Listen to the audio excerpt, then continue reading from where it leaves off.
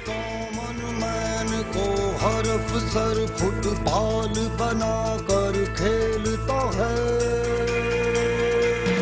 Inch inch घिसता रहता है सड़क पे चलता आम आदमी। सरकार जब आती है तो उम्मीद तो होती है, लेकिन कुछ बातें ऐसी है जो सरकार को अपने जयपुर के लेवल पर करनी है, लेकिन वो यहाँ आके कर रही हैं, तो वो फिर अब ऐसा लगता है जैसे कोई दिखावा मात्र है। देखिए कि राजस्थान सरकार आपके द्वार जो आई हुई है इस गर्मी के अंदर, और मंत्री जो ढाणी ढाणी गांव तहसीलों में घूम रहे हैं, और आम जनता जो है इनसे जाके अपने प्रश्न पूछ रही है, अपने सवाल जवाब करिए, अपने काम के लिए बात कर रही है, तो निश्चित रूप से लोगों को फायदा होगा और कर्मचारियों को फायदा होगा।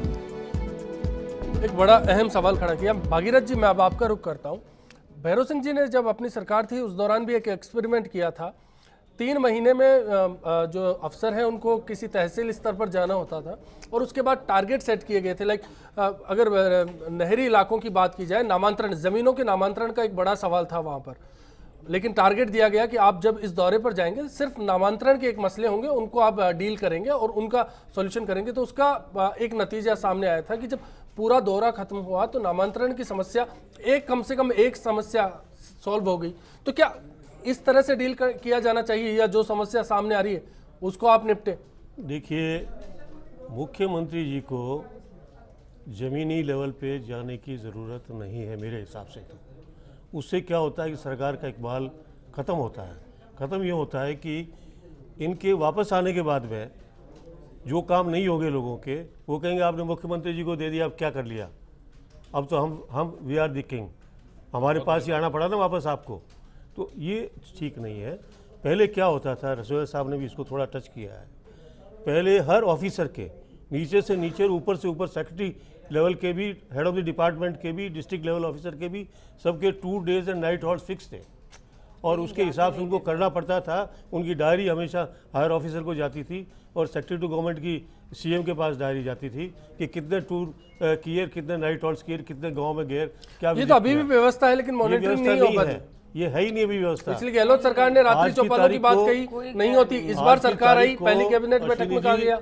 आप सेक्रेटरीट में जाकर के देख ले, एक सेक्रेटरीट मैन्यूल हुआ करती थी, डीलिंग क्लर्क के डायरी भरी जाती थी, वीकली डायरी ऊपर जाती थी कि कितने कागज आए, कितने डिस्पोजल हुए, कितने पेंडिंग रहे। आज मैन्यूल जाकर के आप किसी डिप्टी सेक्रेटरी को पूछेंगे, मैन्यूल तो साहब है ही नहीं, पता ही नहीं कौन सी मैन्यूल है, क्या है। तो कोई वो सिस्टम जो है सारा कोलैप्स हो गया है। और ये कोलैप्स क्यों हुआ, ये एक बड़ा सवाल है। रछोया जी, जैसा कि जिक्र किया अभी भागीरथ जी ने, वी आर द किंग, क्या अफसर के मन में ये भावना जो है कहीं ना कहीं ये घातक है?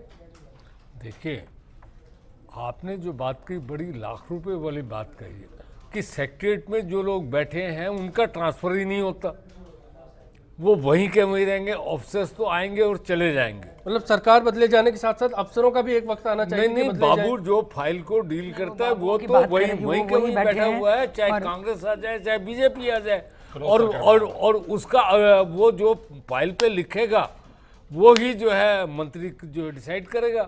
इसलिए जो बेसिकली जो आपने कहा कि ये जो सेक्रेटरीट में बैठे हुए लोग हैं, इनको सेक्रेटरीट से बाहर निकालो, इनको दूसरे डिपार्टमेंट के अंदर ट्रांसफ़र करो और बाहर वालों को यहाँ ले आओ। अब जो जेडीए में बाबू भर्ती हो गया, वो सारी उम्र जेडीए में ही है, वो बाहर कहीं जाता ही नहीं है। ऐसे जो है सेक्रेटरीट के अंदर यही हाल है। जहाँ तक पुलिस की बात है, पुलिस में तो हम लोग तो ये भी रिफॉर्म की बात आती है, क्योंकि सुमन जी कह रही हैं कि जैसा कि सर्विस रूल है।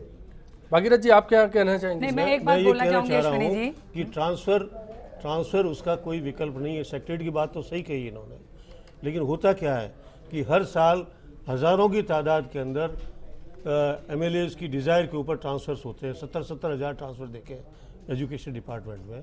कर्नाटका में एजुकेशन डिपार्टमेंट के किसी टीचर का कोई ट्रांसफ़र नहीं होता है। मई जून में वैकेंसीज की लिस्ट लगती है और कोई टीचर अपना ट्रांसफ़र कराना चाहता है तो उसमें से 3 नाम छांटे, कंप्यूटर रूम में जाए, 3 नाम देगा, कोई वैकेंसी अगर है उस तीनों में से एक, तो उसका ट्रांसफ़र ऑर्डर कंप्यूटर से निकल के आ जाएगा। ह्यूमन एलिमेंट बीच में है ही नहीं। मैं आपको ये बताना चाहूँगा कि माननीय एमएलए साहब को और एमपी साहब को अधिकार ही नहीं संवैधानिक कि वो डिज़ायर करें। डिज़ायर करने का मतलब है कि वो जो है वो एग्जीक्यूटिव के अंदर दखल कर रहे हैं। उनका काम तो विधायिका का है कि कानून बनाए, कानून का इम्प्लीमेंटेशन हो रहा है उसकी मॉनिटरिंग करें। सुमन जी, आप अपनी बात कहें फिर ब्रेक पर जाएंगे। मैं भगीरथ जी भाई साहब और पॉलिसी लागू दोनों होनी अफसर चाहिए, रहे हुए हैं, पॉलिसी इसलिए बनी हुई है। नहीं सर मैं माफ़ी के साथ ये बात कहना चाहूँगी कि अधिकारी लोग हमेशा अधिकारियों का पक्ष लेंगे, क्योंकि इनकी आत्मा अधिकारी वाली है, वो बदली नहीं है। इसलिए इनका कहना है कि वहाँ जाना मुख्यमंत्री का बेईमानी है। मैं यही कह रही हूँ कि जब सिस्टम कोलैप्स होता है तो आपको कहीं ना कहीं लाइन अप करने के लिए उतरना पड़ेगा ज़मीन पे, क्योंकि पिछले 5 साल का एक्सपीरियंस ये रहा कि गहलोत साहब यहाँ कागज़ों से बहुत सारी घोषणाएं की है और 5-6 महीने जो अंतिम के थे और किस तरह योजनाएं आई, चाहे राइट टू इन्फॉर्मेशन हो, राइट टू शेल्टर हो, राइट टू फूड हो, राइट टू मेडिसिन हो, सब कोलैप्स हुई, ज़मीन तक गई नहीं। इसलिए मुख्यमंत्री को ज़मीन पर जाना पड़ा है। इससे इकबाल में कहीं नफ़ा नुकसान की बात नहीं है, लेकिन हमारा कमिटमेंट, चूँकि हम लोग लोकशाही में जी रहे हैं, हम जनता से चुने हुए जनप्रतिनिधि हैं, हमारा डायरेक्ट संपर्क जनता से हो। और दूसरा जो आपने कहा कि गोवर्धन जी ये कह रहे थे कि जनता नहीं आ रही है, बिल्कुल कार्यकर्ता पहुंच रहा है। मैं इसी पे बोलना चाह रही हूँ, कार्यकर्ता कौन है? कार्यकर्ता भी जनता के बीच की ही कड़ी है। कार्यकर्ता चाहे बीजेपी का हो चाहे कांग्रेस का हो, वो जनता के बीच में ही रहता है। अगर वो समस्या ला रहा है तो जनता का ला रहा है, वो कोई व्यक्तिगत अपनी समस्या नहीं ला रहा है। हम वोट कलेक्ट करते हैं। देखिए यही बड़ा सवाल है कि आखिर कार्यकर्ता के जरिए पहुंचता क्या है। गिरिराज जी, क्या ऐसा नहीं लगता कि कहीं ना कहीं, क्योंकि भागीरथ जी अभी कह चुके हैं कि पॉलिटिकल सिस्टम में किसी को ऐसा अधिकार नहीं दिया गया है, क्योंकि संविधान ने कहा है कि आप अधिकार नहीं दिया जाए, अक्सर एकदम बात बन जाए। लोकशाही में चूंकि राजनेता जो है वो जनता का प्रतिनिधि होता है, और इसलिए क्या है कि उसको अधिकार है या नहीं है, वो जनता की क्या डिमांड है, जनता की क्या मांग है, उस पर निर्णय करता है। अंदाज लेकिन दूसरी गुजारिश करने वाली बात है, वहां पर आप अधिकार पूर्वक आदेश देते हैं। अश्विनी जी, दूसरी बात एक और है साथ में कि जैसा सुमन जी ने कहा कि मुख्यमंत्री को जाने की आवश्यकता इसलिए पड़ी, तो मैं ये बताना चाहता हूं कि भरतपुर संभाग में जब 4 महीने पहले सरकार गई थी, क्या 4 महीने में भरतपुर संभाग की जो समस्याएं थी उन समस्याओं का आपने निदान किया क्या? सरकार ने निदान किया क्या? बिल्कुल चारों जिलों की स्थिति मैं बताती हूँ, मैं बताती हूँ, मुझे अश्विनी मुझे समय दो। जिम्मेवार है? नहीं बिल्कुल सही सवाल पूछा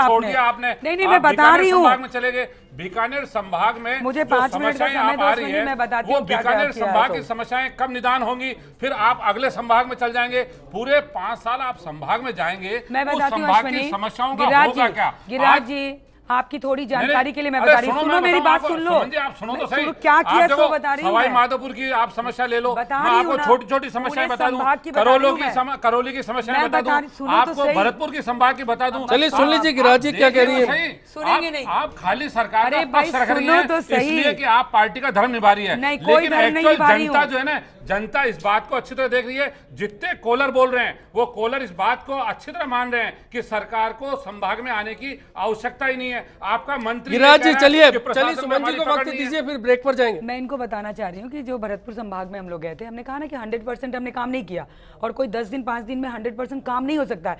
ब्रिजेज एक दिन में नहीं बन सकते हैं, बाईपास एक दिन में नहीं बन सकता, लेकिन जैसे पानी की समस्या थी, कहीं हैंडपंप खराब है, कहीं रोड लाइट कनेक्शन नहीं हो रहा है, कहीं रोडवेज की व्यवस्था नहीं थी, ऐसे हजारों काम हुए। जले हुए ट्रांसफर फूके हुए पड़े हुए थे बरसों से, उसको बदलवाया। और क्या काम होता है? ये काम नहीं हो रहा था आपकी सरकार में। मुख्यमंत्री क्या, तो जनता हमारे जनता गरीब को गणेश मान के काम करते हैं? नहीं, हमारे लिए मुख्यमंत्री मंत्री सब सामान्य है, जनता हमारी। आपने कहा कि लोकतंत्र में जनता महान होती है, अगर जनता के काम के लिए मुख्यमंत्री को जाना पड़ता है तो कौन सी गलत बात हो गई? मुख्यमंत्री को ये अहंकार थोड़ी है कि हम सत्ता में हैं, हम सत्ता के मद में चूर हैं। ऐसी मुख्यमंत्री जो गलियों में घूम रही है, नालों को देख रही है, नालियों को देख रही है, तो इससे बड़ा लोकशाही का उदाहरण नहीं मिल सकता, और हमने किए हैं काम। चलिए अश्विनी, और मैं मूल चूल बात जो बोल रही हूँ ना, ये लोग कहते हैं व्यवस्था परिवर्तन, अभी दोनों अधिकारी बोल रहे हैं कि मूल चूल आमूल परिवर्तन होना चाहिए। मैं आपको बताऊं, शिक्षा विभाग का, अगर आप ब्रेक के बाद सुनेंगे तो मैं ब्रेक के बाद बोलूंगी, नहीं तो अभी बता रही हूँ कि आमूल परिवर्तन जो अभी शिक्षा विभाग में हम लोगों ने करने की कोशिश की है, कितना हंगामा हो रहा है। चलिए मैं बिल्कुल ब्रेक का वक्त है, लगातार कॉल आ रहा है, मैं ब्रेक के बाद आऊंगा और बात करूंगा कि आखिर क्या मुख्यमंत्री के स्तर पर ऐसी समस्याओं का समाधान होना चाहिए या फिर तस्वीर कुछ और हो सकती है। मुख्यमंत्री जयपुर में बैठ के मॉनिटरिंग करे, इसके लिए पूरी सरकार को क्या किसी संभाग में जाना जरूरी है? सरकार के दौरे के बाद में भारी अच्छी तरह से अलर्ट हुआ है और अलर्ट ही क्या हुआ है कि सारे प्रशासन में एक तरह जान आ गई है। बीडीओ से लेकर के कलेक्टर तक के कर्मचारी ये समझने लगे हैं कि मंत्री जब सामने बैठा है तो हमें वो काम समय से पूरा करना है। मुझे लगता है इससे कुछ नहीं होने वाला। तो पिछली बार भी ये बैठक हुई थी, संभागीय बैठक, उससे नतीजे को देखते हुए आज भी मामला बिल्कुल उतना ही बड़ा हुआ है, 0-0, कुछ नहीं हो सकता इसका। को हर अफसर फुटबॉल बना कर खेलता है, इंच इंच घिसता रहता है सड़क पे चलता आम आदमी। इस कॉमन मैन को हर अफसर फुटबॉल बना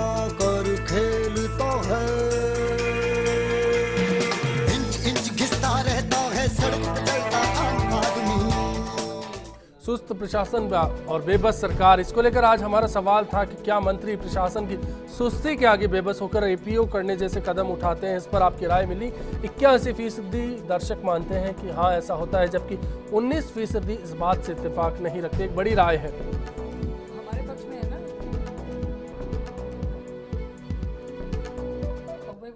देखिए, एक बड़ा सवाल है कि भरतपुर संभाग में जब सरकार गई तो 44,000 शिकायतें सरकार को मिली, लेकिन समाधान कितनों का हो पाया, कितनों की मॉनिटरिंग हुई और लास्ट लेवल तक कहां तक पहुंचे, इसका कोई जवाब नहीं है।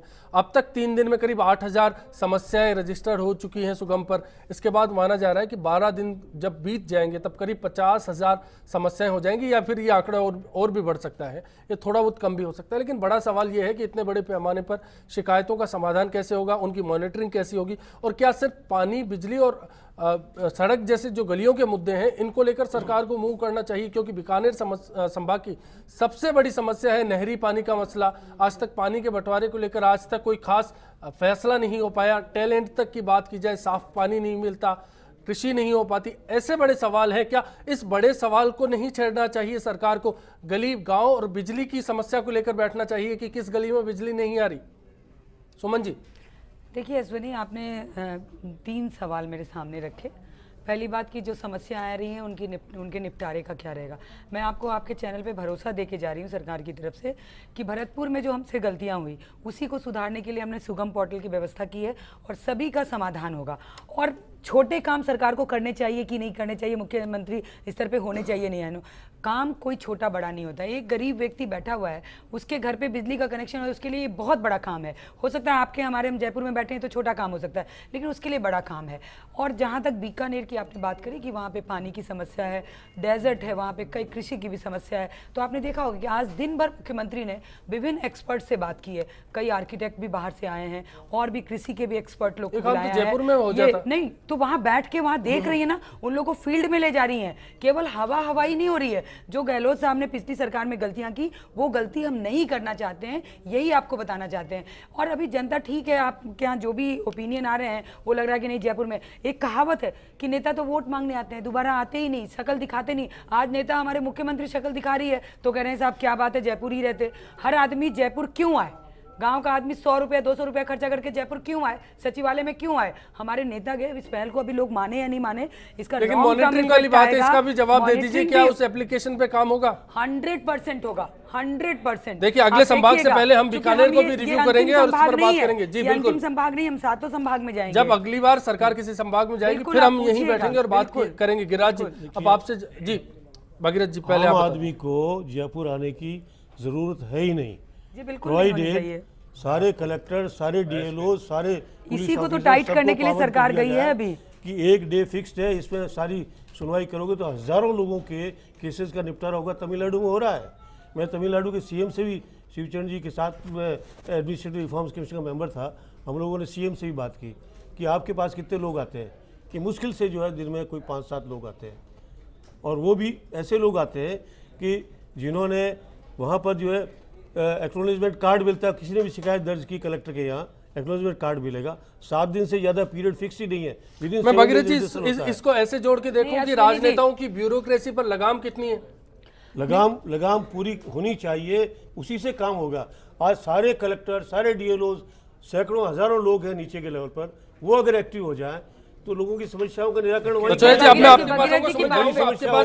मैं अब गिरिराज जी आपसे जानना चाहूंगा, जब आपकी सरकार थी तो बीजेपी का सबसे बड़ा आरोप यही था कि ब्यूरोक्रेसी बेलगाम है, बीजेपी कहती थी। क्या अब नहीं लगता कि यहाँ लगाम कसने की जरूरत है? सरकार के बाहर रह के भाषण बहुत अच्छा दिया जा सकता है, जनता को सपने अच्छे दिखाए जा सकते हैं, आरोप कई प्रकार के लगाए जा सकते हैं, लेकिन सरकार में बैठने के बाद उन कामों को कैसे किया जाएगा? आज प्रशासन पे सरकार की पकड़ नहीं है, मंत्री सरकार का कह रहा है। अब इतना बता दीजिए क्या आज ब्यूरोक्रेसी बेलगाम है? गिरिराज जी, ब्यूरोक्रेसी बेलगाम है अभी?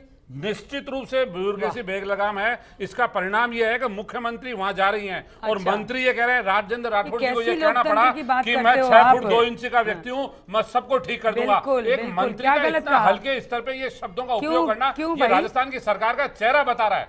राजस्थान के चेहरा मैं 1 मिनट रचोया साहब, मैं बहुत गंभीर आरोप लगाया कि हमारे मंत्री या हमारे मुख्यमंत्री में इतना मादा है कि भ्रष्ट अफसरों को धमका भी सके, जो नहीं गई। इसीलिए अभी वसुंधरा जी वहां गई। अभी भगीरथ जी ने सही कहा कि जनता को राजधानी में नहीं आना चाहिए, बिल्कुल नहीं आना चाहिए। इसीलिए सरकार अभी गई है वहां। और ये अभी 5 साल का हमारा टर्न पूरा नहीं हुआ है। स्टार्टिंग डेज में जब हमारे जश्न मनाने के दिन थे, हम गाँव में जा रहे हैं, सुधर जाओ नहीं तो सुधारेंगे, ये मैसेज देना चाहती है वसुंधरा जी, इसलिए स्वयं गई हैं। फिर खत्म करेंगे, वक्त हो रहा है। रचोया साहब, क्या लगता है आपको कि जो भी तस्वीर सामने आ रही, कहीं ना कहीं लगता है कि नेता ढीले और उस ढिलाई का असर सीधा तौर पे अफसरों के साथ पड़ता है और फिर जनता उसको भुगतती है? देखिए, ये जो एक्सपेरिमेंट जिसका सुमन जी बखान कर रही हैं, वर्णन कर रही हैं, ये राजस्थान में कांग्रेस गवर्नमेंट में भी हुआ, बीजेपी गवर्नमेंट, ये कोई नया एक्सपेरिमेंट नहीं है। गांव में गई नहीं, कोई नेता नहीं गया, आपका नेता नहीं गया, मिनिस्टर नहीं गया। अरे साहब, बगदा चीफ मिनिस्टर गए हैं, मिनिस्टर्स गए हैं, बात ये नहीं है। बात सब में बड़ी बात ये है, राजस्थान के जो राजनीतिक नेताओं, इनका सोच बड़ा छोटा है। आज भी 67 ईयर की इंडिपेंडेंस में किस गांव में क्या जरूरत है, इसकी कोई प्लान ही नहीं है। डिस्ट्रिक्ट की कोई प्लान नहीं है, विलेज की कोई प्लान नहीं है। आप गांव के अंदर जाके बैठ जाओ, पूरी गवर्नमेंट लेके बैठ जाओ, चीफ सेक्रेटरी को लेके बैठ जाओ, 10 रोज वापस जयपुर कोई बैठ नहीं रहे हैं वहाँ, 24 घंटे काम कर रहे हैं सर। गांव की जिस गांव की जरूरत है उसका प्लान बनवाइए जयपुर। बन रहा है ना सर वहाँ, और गांव में ही बन रहा है। मैं ये कहना चाहता हूँ, सेंट्रल गवर्नमेंट का इतना फाइनेंस आया है 67 ईयर्स में कि एक एक गांव में करोड़ों रुपया आया है। पर गया कहाँ, वही देखने तो गए सर। इसके अंदर जो है इनका सोच, चाहे कांग्रेस हो, चाहे चलिए ये बताइए कि सरकार अगर मंत्री अगर जाकर बैठेगा तो कहीं ना कहीं थोड़ा सा अलर्ट तो होगा प्रशासन कुछ समय के लिए, only for a very short time, जब तक सरकार रहेगी। और इसको लंबा कैसे किया जा सकता है? इसको लंबा, ये परिणाम आपने बड़ा अच्छा कहा, लंबा जब होता है जब अकाउंटेबिलिटी फिक्स करें। बिल्कुल। इसके लिए राइट टू अकाउंटेबिलिटी बिल जो है, बिल से नहीं बिल्कुल रचोया साहब, कहीं ना कहीं जिम्मेदारी तय करनी होगी, सरकार के जाने से कुछ नहीं होगा। जैसे right to information act pass किया, ऐसे राइट टू जो है अकाउंटेबिलिटी एक्ट करना। बिल्कुल जिम्मेदारी ही तय करने की बड़ी बात है कि जिम्मेदारी तय होगी तो फिर कहीं ना कहीं पूरा सिस्टम है जो कोलैप्स हो रहा है वो सुधर कर पटरी पर लौट आएगा। इस चर्चा में आज इतना ही। सभी खास मेहमानों का यहाँ आने के लिए बहुत बहुत शुक्रिया। चलते चलते एक गीत आपके लिए। आपको बता दें कि firstindianews.com हमारी वेबसाइट है, वहां से देश प्रदेश की खबरों से आप अपडेट हो सकते हैं। नमस्कार।